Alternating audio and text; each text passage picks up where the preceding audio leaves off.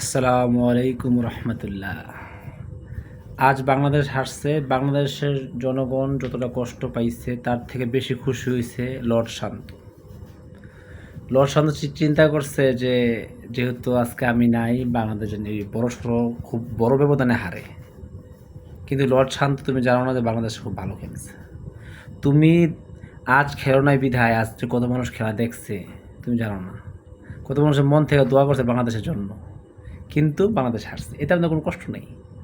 আমাদের সুন্দর একটা ইনিংস হয়েছে। মাহমুদুল্লাহ রিয়াদ, মেহেদী হাসান মিরাজ খেলছে, খুব ভালো খেলছে।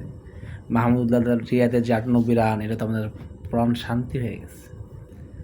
নাহিদ রানার ভালো বল, নাসিম আহমেদের ভালো বল, খুব সুন্দর একটা গুছানো বাংলাদেশ দল পেয়েছি আমরা।